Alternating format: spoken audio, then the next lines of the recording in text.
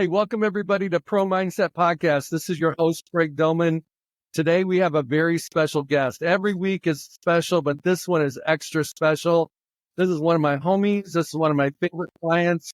This is a young man that I represented for 11 years out of K-State, who played for the Chiefs, played for the Colts, played for the Broncos, primarily with the Colts and the Chiefs. His name is Ryan Lilja. Ryan, welcome to Pro Mindset today. Thanks, buddy. It's good to be here. Glad it worked out. The first time was a little awkward with the technology, and that was my bad.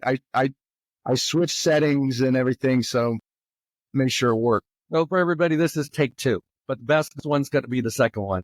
So Ryan, I'm going to give a little bit more background on Ryan. From Kansas City, kind of a Kansas City guy. Grew up in Lake Quivira, played at K-State, went to junior college first, played at K-State, and went to the Chiefs and almost made it. And you're like the 50th, and Dick Vermeil had to let you go, and they were planning on re-signing you back to the practice squad, and you were claimed by the Colts, which at that moment probably wasn't fun, but it ended up being a blessing because you got a Super Bowl ring, and none of those guys you played with in Kansas City got a Super Bowl ring in Kansas City.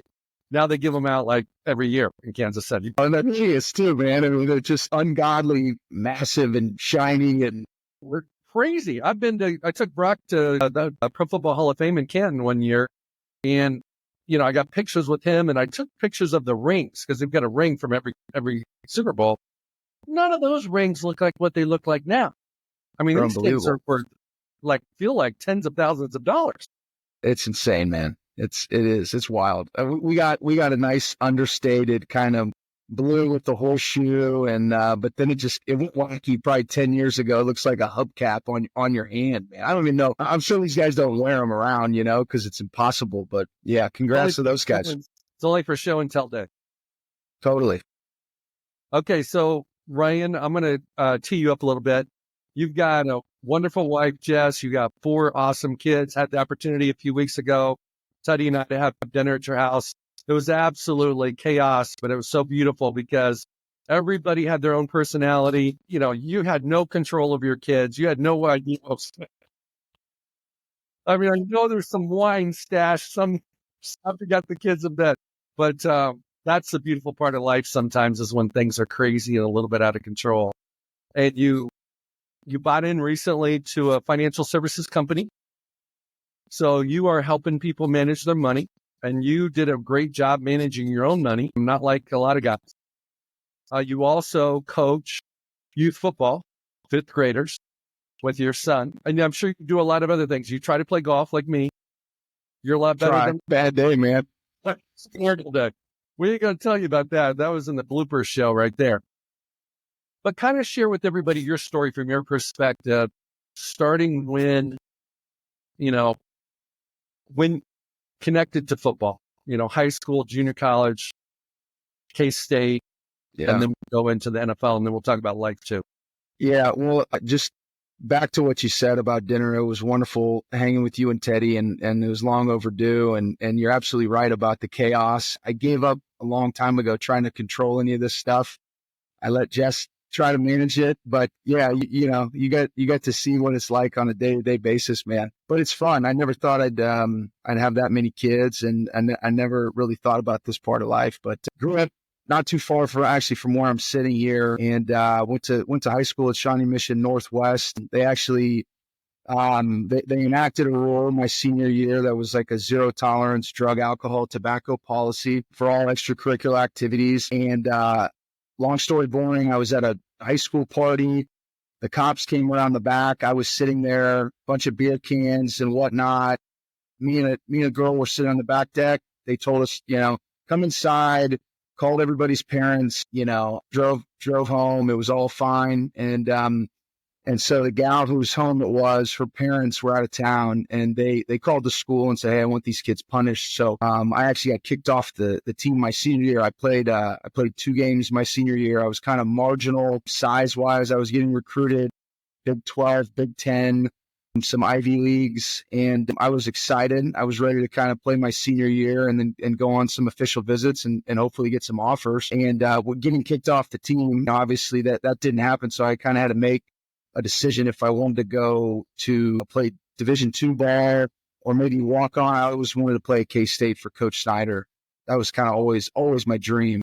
And I kind of heard through the grapevine that the best way to do that would be to go to junior college and kind of prove myself for 3 semesters, 2 seasons, and then hope that I got their attention. So that's kind of what happened. I went to Coffeyville Community College down in Southeast Kansas, and K-State offered me late. I played a tackle for 2 years, and I was just kind of waiting on bated breath for them to finally offer me. Some other schools, I went on some visits. Never went on a visit to K-State. Didn't need to. I think they knew that that's kind of where I wanted to be. So then I got there. I never redshirted, and I go into this room with a bunch of giants and talented guys, but the 3 semesters, the 2 seasons I had at Coffeyville kind of prepared me, for the physical side of it, because junior college football is kind of no joke. And then I got to K-State, and it was and it was harder than most schools too, from a program standpoint, just from an intensity level. But in JUCO it was a grind, and so I didn't play much my junior year, and I ended up starting my senior year. We won the Big 12. We lost to Ohio State in the Fiesta Bowl that year. That's when I met you. I was just happy. I was just happy to be able to be a starter and win some games and contribute to a conference championship. I thought that was kind of the end of the road, and I was going to finish my degree. And I didn't think I was cut out for the NFL, and never believed that. Even my first year or 2 in the NFL, I wasn't sure I belonged there, as you remember maybe. But yeah, so I thought, why not, give this a shot. And I met with you, and, you gave me some great advice. You're always excellent at that. Didn't go to the combine, didn't play in any all-star games. I think we had 8 guys on my team get invited to the combine. I didn't get invited. Had a pro day. I think it was kind of underwhelming. I don't think I impressed anybody really, but got in with the Chiefs. The Chiefs had like a Kansas, Missouri tryout day, and it was small schools and on the Kansas, Missouri side, and I'm not sure how much influence that had, but I end up watching the draft and hoping somebody was going to be foolish enough to take a chance on me, and that didn't happen, and that ended up being a blessing too. Because then, with your help, I got to pick where I could go, as opposed to some other buddies who were drafted in later rounds and they didn't get a pick and they went to bad programs. And so anyway, signed with the Chiefs, $500 signing bonus, and that was more money than I'd ever had in my life. And so, I thought I could live at home with my mom, and she was a nurse, and I could save the money. I was going to make $75,000. I was going to learn from the best offensive line in the league at the time. That Chiefs offensive line, that Chiefs offense was a special unit. And, I was the 54th guy on the roster. I was the last guy they cut, and signed the practice squad papers and get claimed by the Colts, and was up there for 6 years. And my head was spinning when I first got into that huddle with all those Hall of Famers. And guys, I wasn't the biggest football fan in the world, but I knew who those guys were. It was Peyton and Marvin Harrison and Dallas Clark and Reggie Wayne and Stokely and Saturday and Tart Glenn and Ryan Deem. And I'm going, man, don't screw this up. You don't be the weak link here. And so, I blinked, and then 6 years went by. We won a lot of games. I became a full-time starter my second year, started 6 games my rookie year, and full-time starter my second year. And we had a lot of success, won a bunch of games, went to a couple Super Bowls, won one, had a bunch of injuries, I had 4 surgeries on my knee. It was quite a run, and ended up signing a second contract, a 5-year deal. I was thrilled, and missed the entire first year and had 2 more surgeries trying to figure out what was going on with my knee. And anyway, ended up coming back the next year, had the best year of my career, and got cut 2 years into a 5-year deal, and was ready to quit football at that point because I was so pissed off. Yeah. But there was teams out there. I didn't want to go to Buffalo or Detroit or Jacksonville or New York Jets. I didn't want to do that. And you negotiated a good deal with the Chiefs, which brought me back home. And my wife's from here, and all our family's here. So, that was attractive to be able to finish out my career with the Chiefs. We stunk, ended up winning 10 games my first year, won the division, lost a playoff game to the Ravens at home. Next year, we win 7 games. Coach gets fired. And then my last year here in 2012, we win 2 games. And I skipped out the door and skipped into retirement, was ready to shut it down. So let me jump in here and just say this. You started more than 100 games in the NFL. The average player in the NFL doesn't start at all. The average player plays 3.3 games, regular season games. Everybody thinks it's 3 years. It's not 3 years. It's 3 games. Because there's guys today that are in the NFL. There's 16 of them on every team that are on the practice squad that are not going to smell the field. Then you got another handful of guys that are inactive every Sunday, and they're not touching the field. So you played like 33x what the average NFL player plays, which is awesome. And what I can tell you guys about Ryan was, I wasn't sure if I wanted to sign him. I mean, I'm going through this process trying to figure this stuff out. And Coach Bielema calls me, and he was a D coordinator at K-State at the time. And he goes, you'd be an idiot not to sign this guy. He's a pain in the ass for our linebackers. This guy, Nick Leckie, was getting all the love from the draft prognosticators. And Nick is a good friend of yours and a colleague and all that stuff, former teammate. But Coach Bielema said, Lilja's a dude. They'll find out. All he has to do is get in camp. They'll figure it out. So I trusted him. And, the rest is history. But the thing that you had was the ability to not. Most people, when they see like tall trees and they're a small tree, they go, I'm never going to be a big tree. I mean, Tariq Glynn's a monster. Okay. Some of these guys that you played with are just ginormous. Ryan Deem, same way. But you and Jeff Saturday were smart. You were athletic. You were dependable and reliable and all those things. And that's what the Colts needed. That's what Peyton Manning demanded. You ain't going to mess up. You didn't mess up. You might have got beat from time to time because the dude who crossed the line is just a freak. But you didn't mess up. And so coaches can deal with that because they can game plan people. But if a dude doesn't show up, you can't play him. You don't know. If you can't trust that guy, you can't play him. So you had a hell of a career. And the fact that you got a Super Bowl ring, you had developed financial security, you've been able to build a life after football that most guys go through an identity crisis for 4 or 5 years. I'm sure you did too, because everybody does. Maybe it was inside your head, because everybody does. Think about it. After you became a Super Bowl champion in 2008, it was 2007 season, but it was 2008 Super Bowl. Now you're a Super Bowl champion. That was your identity. So you come back home to Kansas City, you're a Super Bowl champion. You're a football player. But you're way more than a football player.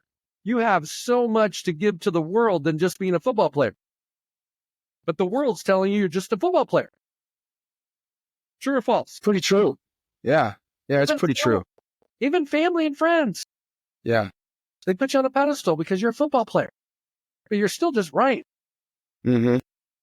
And so I think there's a struggle that players go through because they see themselves as their identity is what they do, not who they are. And when they start thinking it, they get it right, their friends and family mess it up for them because they see them as a football player. Makes it really tough. We've been really very careful with our boys. They're not just football players. Right? Mm-hmm. And then here's a funny story. My son's first offer, JoJo's first offer was at K-State. So we go on a visit to K-State. Going through the facility, one of the first mugs, and ugly mugs on the wall is yours. Hey. Yeah. Like, I'll be dang. And then what does JoJo do? He goes to Indianapolis. And I see you after, I can't remember, was it Saturday? Was it Tariq that got inducted into the Hall of Ring of Honor? Yeah, it was Tariq. Yep. Yeah. So we hook up afterwards and have a nice dinner. But the bottom line, and then JoJo ends up staying in your crib in Indianapolis. So it's like our ass you're trying to get away from me. I know. But you can't. Okay. Not true. And I think one of the coolest things is you are exactly today where I was about the time we met. Family full of kids. I mean, you're going a million miles an hour.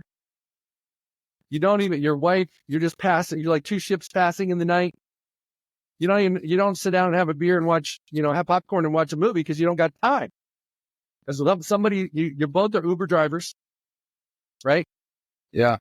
And there's always some drama going on because that's what being a parent's about. Some drama with somebody all the time.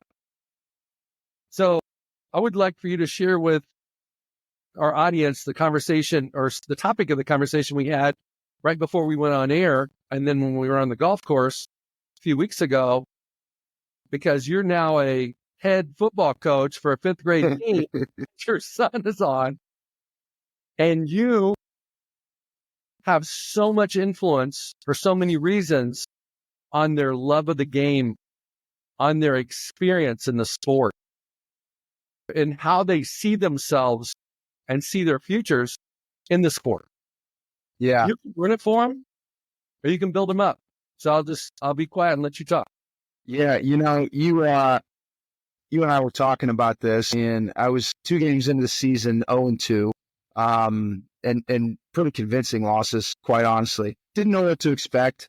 First year of tackle football, big learning curve, not just for the kids, but for the coaches, especially the first time coaches. And you tell me, I went 52-2, in my career as coaching my boys. And, you got to pick it up, man, because you're going to ruin the game for these guys if you guys don't start winning. And people are going to think you're a shitty coach. And I go, well, they might be right. I'm saying that I'm a shitty coach. And, the whole time I'm thinking, like, how can I structure an efficient, 2-hour practice and keep them engaged and keep them working, fundamentals, technique, right, and everything. And I forgot, like, to bake the fun part into it.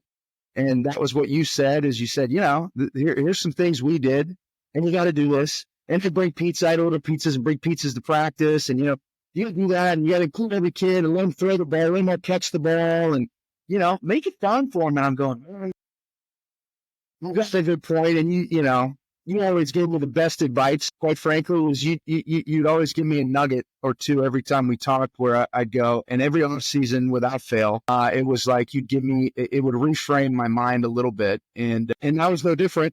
And so, we've done some different things, and I've seen the results. And the last 2 weeks they've dominated, and they're playing as a team. And they're playing harder, and they're more into the game. I can tell they're not thinking as much. They're at this point that there's only so much I can tell them about their stances, and about their footwork and about those kind of things. I think they've heard it all, and now they can go play and compete. And I was telling you before, I always just kind of assumed that I get tired when my wife or when we go to another kid's game or a soccer game or a swim meet or whatever it is, and there's this big exchange of baskets of goodies and gifts and candy and crap, right? And after a soccer game, they get a Gatorade and a bag of chocolate, muffins and a can of Pringles. And I'm going, it's like an arms race with the moms in this era to see who can give the kids diabetes quicker. And I'm going, like, this becomes the whole point of the thing, right? It's like, wait, who won the game? How'd you play? Did you have fun? Right? Who did you pass to? All that stuff is lost because, now they have starbursts or whatever. And so I was kind of anti that. I thought, this is football. It's going to be different. We're going to get them out there. We're going to demand a standard, right? Whatever it is, it could be low, but we're going to hold them accountable.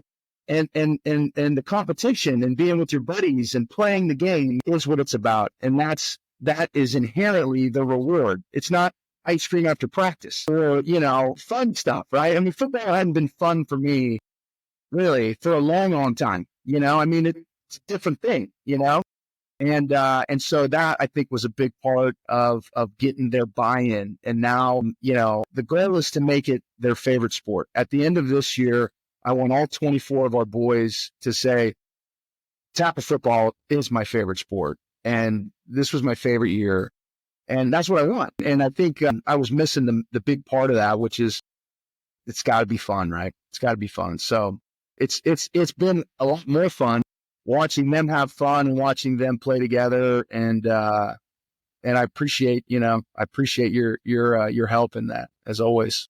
How has it showed up with your son? I mean, your son's going to be athletic. He already is athletic. I was playing basketball with him, horse in the driveway. How has the fun affected him? It's kind of interesting because oddly, he's kind of become more serious since the fun stuff, right? We had a sack dance competition and a touchdown celebration, and we've had some different fun stuff. And I think he's kind of like me, where he likes structure and routine. He likes predictability. And it's kind of like you told me, you told the boys, and I told Mark this a couple times on the way to practice, like, I'm your dad in the car, right? But when we get on the field, I'm your coach. So, I'm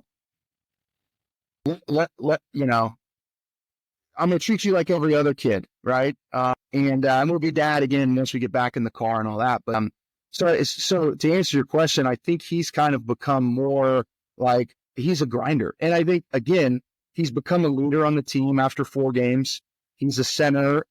He's the best blocker. He's the most aggressive kid on the line of scrimmage on both sides of the ball. And I think he digs it. What I think has really affected him the most is winning. And when they won that first game, and that wasn't my goal when I got into this deal, was to win all the games. I thought that would just be a byproduct of all the great stuff we're going to teach him. But to your point, winning and the rewards for all the hard work of the preparation part of the game is huge. And so after that first game, man, it was like something galvanized this group of boys. And then they went and rattled off another one on Saturday. And now I think they understand, after 2 games, 2 losses and two back-to-back wins, that, like Nick LaLoosh and Bull Durham said, winning I like better because it's like better than losing. And with him, I think he's like, I want to win and I want to dominate. And so he doesn't engage in a lot of the playing around as much as some of the other kids do, which is fine. But he wants to compete, and that's really what I want for him. He can have fun the rest of the day, but I want him to learn how to compete and all those other things that are important about team sports. Here's something that I noticed when my kids were going through youth sports. Winning validates your work. It affirms who you are. It gives you respect from your parents and from your friends. And then you start learning new ways to win. So you think about football, there's a lot of different ways to win. There may be a game you play where, it's going to be a defensive struggle. Nobody's going to throw any touchdown passes. Nobody's going to be the hero returning, 50 yards on a run. No, it's going to be a grinder game. Mm-hmm. Then there's another game you might win it on special teams. But it's like their brains start learning that, hey, the objective here is to have more points than the other team when the clock hits 0. But there's a million different ways to win. Yeah. Let's just take basketball. Mark's a basketball player. Sometimes it's going to be shooting the 3. Sometimes they're going to take away the 3. He's going to have to do back doors and get passes from his buddies. Sometimes he's going to take it to the hole. Sometimes he's going to win it from the free throw line. Yeah. Sometimes he's going to win it because he steals the ball. He busts his ass on defense. So it's like there's not one way to win. Yeah. They don't know that yet. But the more they learn that. Yeah. Yeah. And that's kind of the fun of the game is as you're talking like this, I'm thinking back to games we won with, just field goals or, maybe the offense laid an egg. And that's one of those things that I'm trying to get through these kids' head, and also my son in particular, is that I think a lot of these kids, and the way sports are, professional sports, and they can tell you anything. They can tell you how much a guy's salary is on the Denver Nuggets, right? And we never watched the Nuggets, and we don't, they know about individuals. They don't see the team part of it. And that to me is the beauty of it, because, at the risk of sounding corny, life is a team sport, and football is the ultimate team sport. And so to introduce these boys to the game, and be their first introduction, it was an obligation, and it's like, it was an honor, really, right? But a lot of them would rather play well and lose than play poorly and win. And you see that, and I know that to be true for a lot of these kids, in my son included. And so, that's one of those things that you want to kind of work through with them, right? And that it is a team, right? And you got to play your part, and you might get your ass kicked. But if the team wins, then that's the goal, right? That is the goal, is for the team to win, even if you get your ass kicked. So anyway, it's been a lot of fun. I'm kind of a romantic about the game and teaching kind of life lessons through it. That's what got me excited about coaching the boys. And frankly, that's kind of what I see missing from youth sports in a lot of ways. It's become such an industry. But so yeah, all of those things, man, and you're the same way, right? So, you understand it better than I do. But to see them kind of have an introduction to it, to learn how to compete, to learn, they're not wine glasses. It took them a couple of weeks. We had a rash of concussions, and some of them thought they broke a leg, and, you got to kind of go like, hey, well, maybe they did break a leg, because that's happened, right? And I told my daughter, your arm's not broken, but it was. But so, yeah, now I think they understand the contact part of it, and they realize they're not going to break, right? And that they're going to get up, and they might get the wind knocked out of them, but they come back normal. And so it's been a ride, man. It's been a ton of fun. So we got a bye week this weekend, and we're going to watch film for the first time, which for me was always just a stress sandwich, win, lose, or draw. You want to watch film, those plays that you got your ass kicked on. And you know those plays that you jumped off sides, or that you had a mental error or whatever it is, and you're just dreading it, because you know better. But for these kids, we're going to point out all the good stuff they do and show them kind of I'm excited about it. I think it's the best tool in all of sports, is just self-scout on video. And nowadays with these digital platforms they have, it's so unbelievable, because, the sophistication and the level of granularity you can get with film nowadays. It's almost too much. It was for fifth grade. We're just going to watch the game through, might rewind a couple of times, but, yeah, so it's been a blast. Well, I have two thoughts on that. One is definitely highlight their successes. And secondly, talk about the concept of how mental errors take no talent. I mean, not knowing the count, jumping off sides, lining up off sides, all those things, having 10 guys on the field or 12 guys on the field, all those things take no talent. They just take attention, and show in the game the places where the other team made mental errors. Because the kid that made the same mental error for you can connect the dots. He can connect the dots. Yeah. Instead of showing him, hey, dummy, you did it. No, just show the other team that did it. He'll know he did it. Yeah, the speed at which these guys learn. And you don't always think that, right? Because you're like, I told you your splits are a foot, and you're 5 feet away from the guard. So you don't always think it, but they pick up stuff so quickly. It's almost startling. But as long as you got their attention, and I find, and it's no mystery, I don't think, but praise and recognition is more powerful, than really anything. I mean, there are studies that say it's more, people appreciate that more than being compensated. Right. They just want to be told that they did a good job. And I understand that. And, I never want to, I had some coaches, you knew several of my coaches, and I love those guys to death, but they didn't care about your feelings. And this is a little different, so I have to remind myself that sometimes, not often, but, you're dealing with kids, man. And they when they have your attention and you recognize something they did, they listen. I guarantee you that your son cares more about what you think of him and how you thought he played than how he thought he played. Yeah. And because all he wants is affirmation from his dad. Well, every kid is in that same boat. Some dads may not be around. Some may be. Some may have unrealistic expectations for their kid. They're fifth graders. They haven't even started growing yet. They haven't even growth spurt. But that dad, for some reason, wants his son to be a certain way.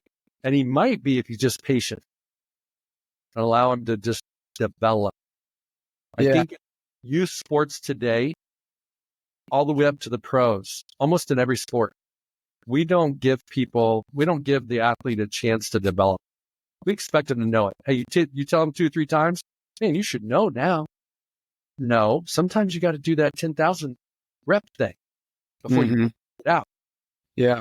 So I think, part of being a youth coach is also communicating with the parents and calling them out nicely that, hey, do you want to be the reason why your kid gets burned out?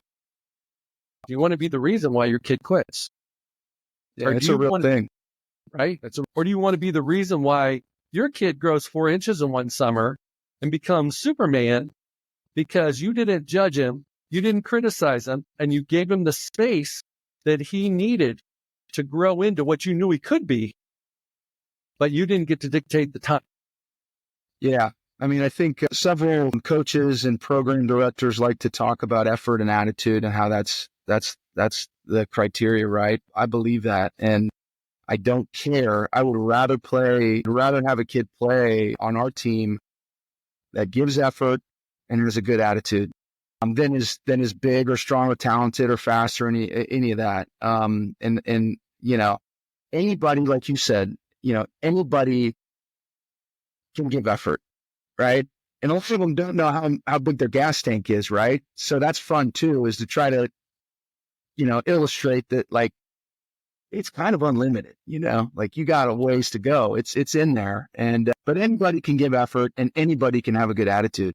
And, those are my favorite guys that come with both of those. And if you got talent and ability, then that's the jackpot. But, we don't ask, and focus. I throw focus in there too sometimes. I think that's a choice.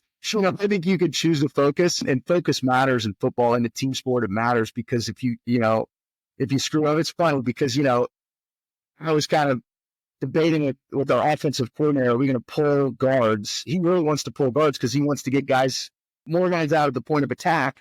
And I'm going, well, we don't know what kind of front they're going to get, right? Like, we really don't. And we can get a bare front. We can get an even front, A gaps.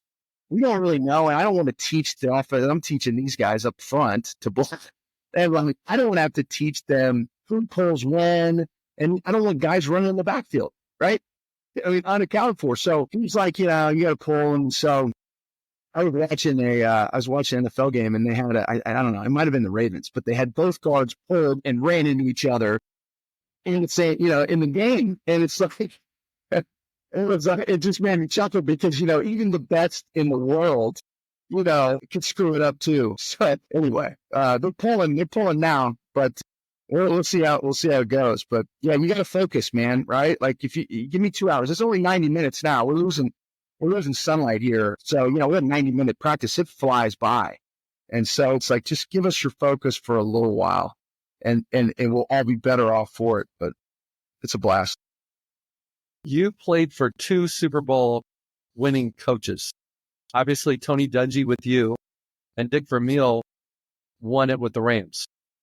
So you played for both of those guys, right? Yeah. Tell me one thing you learned from each of those coaches that has made it more of a lasting impact on you that maybe you pass on to your team that you didn't even realize that you got it from Dungy or you got it from Vermeil. Yeah, I don't know if I was lucky enough to get any of their stuff. I hope I got some of it. But, Coach Vermeil was compassion and relationships. I think that was the only reason he did it. He didn't care about trophies or glory. He cared about others, which was just clear, and he didn't say that. He lived that. That was who he was. That was neat. And getting to see that for a little while first, in person, because I was a fan. I'm a Chiefs fan. You don't really understand that necessarily when you're a fan, but when you're in the locker room, you're in the meeting rooms, on the practice field, traveling on the buses, that's all he was. He was just constantly praising and pointing out others. And he was authentic, and he genuinely cared.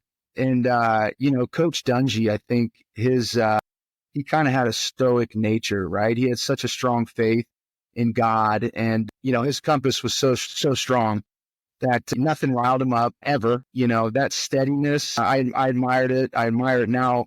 I admire it more now because I strive for that. Sometimes, I get fired up and I have a temper, and so he never had that. But those 2 qualities that those guys had, I mean, it was amongst many, they had, but they were always about other people. Both of those guys were. So that was kind of a common thread. And I don't think it's an accident that they were successful and that the guys they coached were successful. And, but they were kind of men for others. That's awesome. That's usually the way it is. Usually. Kind of pivoting a little bit. What are you going to do when one of your kids comes home from school and says that they want to go to college at KU? I said, absolutely not. I mean, good question. I've asked myself that question, honestly. It's a good school. I'm not one of those, it would be fine if they give me good reasons for it, but right now they want to, most of them want to go to K-State. Mom and dad went to K-State. We've taken them back there a couple times, gone to games. And really, what I really want for them is to do their own thing, right? And just, I don't care where it is, but have a reason for it. And don't do it because someone else did it, right? Do it, think it through, be intentional. And that's what I would like. But there's a lot of house divided license plates around town, KU and K-State. I really don't want one of those, but I'll let them kind of be the masters of their own domain and they can figure it out on their own. Okay, let's skip to money for a second. You being in the financial services world, helping entrepreneurs, business people, docs, all these people that want to have a financial plan. What is the biggest mistake athletes tend to make that maybe people in their 40s and 50s don't make because it takes them a while to grow their money, where these athletes today, especially the quarterbacks, are making $50 million a year? What's like the blind spot that athletes have that if you're out there and you're listening and you're killing it, maybe you're not even an athlete, but you're killing it, you need to be mindful about? I think with athletes, and it's, this isn't anything earth shattering, right? It's not for long in the NFL, right? Everybody knows that. All the guys know that. And your money goes up when you're in the league, but it comes back down. And sometimes it just gets shut off, right? And so having kind of playing the tape through and having having that end in mind, and understanding also the time value of money, right? Where if you're 22 years old and you've got a lot of money and you have some discipline, right? And you can invest that wisely and safely, the value that can bring to you and your family later on in life is enormous at that age when you get that type of money. But, in my career, just I think seeing guys that just kind of lived in the moment and lived for the now, and they had it. And then they do what they wanted with it. And in some ways I admire that, because, I think we all sometimes kind of want to live like that, where you're here and now. But I always like to kind of bury the acorns, for the winter. And I knew, the sad part about it really, Craig, is like when guys break their, I don't know that the game is as, and I could be way off on this, but I don't know if the game is as physically taxing maybe now as it was maybe 15 years ago, 25 years ago. Right? You'd practice a lot. Off seasons were a lot. Now they're a little bit lighter and more strategic about training and taking care of the body, taking hits off guys. But the sad part is when guys screw up their bodies or their brains, and then they don't have anything to show for it.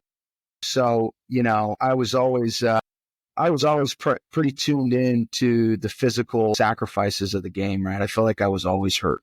I remember my senior year getting my ankles injected, both ankles injected for the Fiesta Bowl. And the doc would always say, if I hit a nerve, you'll feel it shoot down the bottom of your foot, and just tell me. And he hit a nerve on both of my ankles, and he'd never had before. And the bottom of my feet were numb. Right? Like they were like asleep. You couldn't feel the ground. You felt like you were running around on clubbed feet. And I that kind of struck me like, holy, my ankles still hurt, right? The weather changes and my ankles get stiff again. And like, I'm kind of limping around, but man, I was in the training room all the time. And so I thought, even that $9,500, I probably spent $500, right? Like pretty quick and had a good time.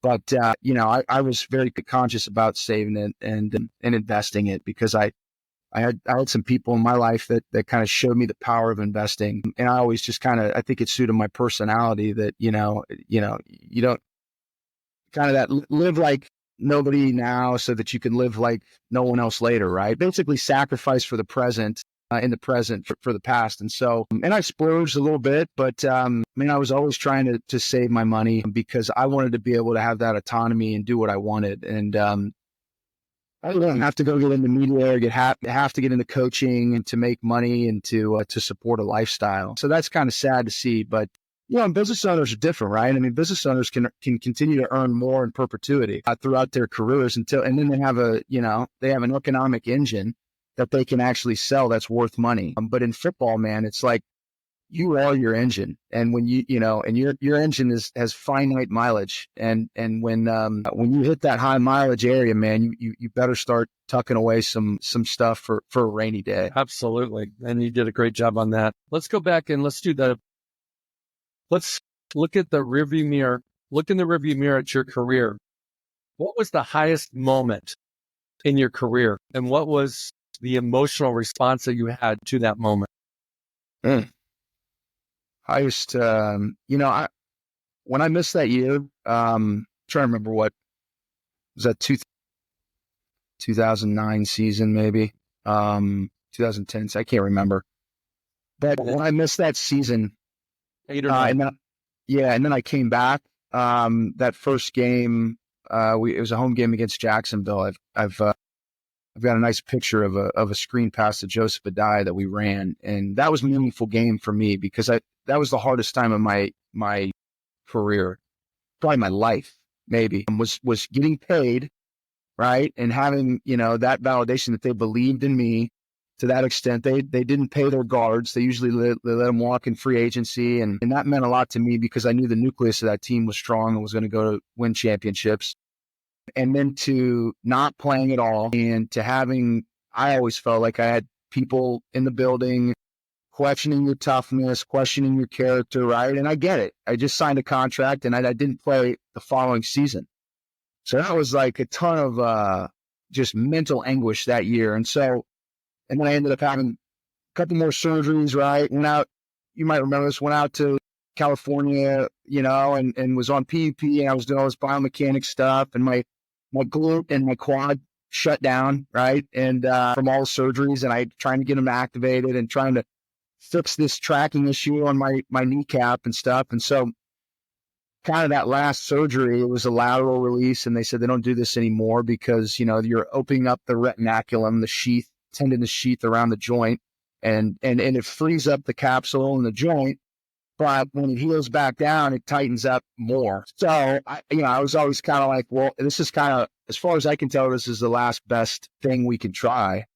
And then I rehabbed the shit out of it, and I was in the best shape of my life going into that season. And I started every game that season. But that first game back was super meaningful for me because of the year that I had off and all that went on physically and kind of emotionally. And I'd met my wife during that time. And so it was a weird time. But getting back, that game was probably, to me, I don't know. I guess you should say the Super Bowl, right? But that was, for me, that was probably the most meaningful time just because of the tough time I had leading up to it. I would agree. I remember that pretty vividly. That whole year, it was just, you were trying to get answers to questions. I don't know if there was answers to at certain times. And you said, and I would rephrase this, you said that year you were off. I would say that year you were on. You were on it. Because if you wouldn't have been, you wouldn't have come back. And so from everybody else's eyes, you were off because you didn't play. But in your lifestyle, on your Monday mornings, on your daily schedule, you were grinding. Physically, mentally, spiritually, medically, every which way you could to try to get yourself back. Yeah, that's what it was. And, I didn't know what it was. It was just, and having you kind of, you were great, just trying to give me options and trying to hold my hand through this. But the medical process, I just thought, I had a postseason, scope. Never had a knee surgery, had a postseason scope, right? And, didn't think, and did everything by the book, right? I was Johnny training room, guy. Like I love those guys. I was close to those guys. I was in there all the time. And so to have shitty results like that and to not get answers and to tour all these top of the food chain doctors and have them say, what did that guy say? Ha ha ha. That's not it. It's this. Oh, and I can fix you. And let me try. Great. Hope. There's a little hope. And then didn't work. And then didn't work. And, it's like, that was a frustrating time, man. And you think medicine is a science, and it's way more of an art. And I saw it up close. And honestly, it helped me kind of not to take it for granted that I got to play. That's why that first game back, man, it was at Lucas Oil. The stadium was pretty fresh, right? And the window at top was open, and I got to block John Henderson, who I would have loved to take him every Sunday. I would love to play against that big son of a gun. But to be able to play again with those guys was like, I was shitting in tall cotton, man. I mean, I was happy to be back. And yeah. Well, there's something you haven't had since you left the NFL, and it's not the money. It's not the fame. It's none of that stuff. It's the locker room camaraderie. It's the brotherhood. It's the practical jokes. It's a connection. Share with the audience what it's like to be in an NFL locker room with some bros where you're all doing stuff sometimes you don't want to be doing, but you're doing it together, and to live life with those guys. Like you can't do it in the real world. I mean, people don't do it in the real world. Everybody puts up their fences between their properties. They clock in and they clock out. I mean, there's no the connectivity. You may have that with your business partner now, but very few people have stuff. So what is that in the NFL locker room? It's pretty special, because you can make a good argument that your buddies are the best on the planet at what you're doing. And you're doing it together and you're competing together against the best, with physical consequences and for high stakes. Right. So, I mean, it's probably every guy's, to go, challenge himself, right. And take on the dragon, slay the dragon, and do it with your boys. Right. And then the cool part is it's the most politically incorrect place on the planet. You have guys that come from everywhere on the planet, every background, every personality, every upbringing. You got your snooty Notre Dame type guys, and then your hillbilly guys from, Southwest Oklahoma, and then you got your black guys from, South Florida, and you got some suburban guy from Chicago, and it's just everybody with a common goal, and you all kind of know you're the best there is. And so it's a special environment. I mean, I was talking to a guy who was an Army Ranger, and he was a search and rescue diver here just recently, and just met him, and really cool dude. And he was telling some stories about like their training, and he had a son when he was like 18. And so he had a son when he was doing a lot of the, training stuff that's super difficult. And he said, his son was kind of raised in this environment and how special it was, and how like his son's kind of a samurai right now, right? He's just an intense kid, but he's like nothing. He's just unflappable. Nothing bothers him. He's like trying to climb every mountain he can. And he's, he credits it to being around that atmosphere of guys who just, common goal, working together, F the world, right? Let's go do this together. And, I think that's kind of part of why we tune in and why sports are so special to so many people. And because it's a meritocracy.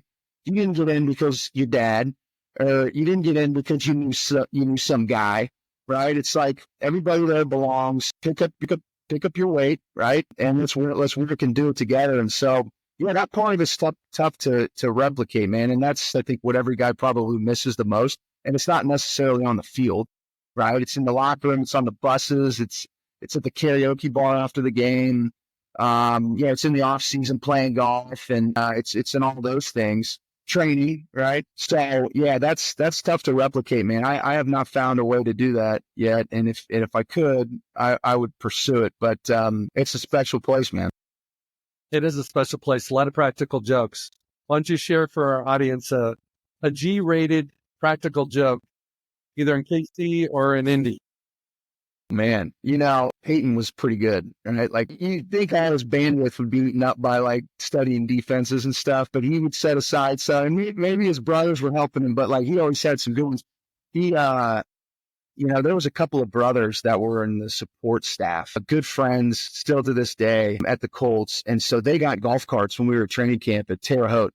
And it was a really hilly campus, right? And the main kind of part of the campus was kind of in the center with this big pond. And then that's where you'd eat. That's where you would meet. And it was at the top of the hill. All your dorms, all your practice facilities, everything else was down below. And so you'd either hump it up there or you'd wait for a ride in a golf cart. And we didn't get golf carts, but all the staff members got golf carts. And these guys were barely staff members. They had no business being golf carts, but having golf carts. They were two brothers, but they each got a golf cart and they would rub it in our faces.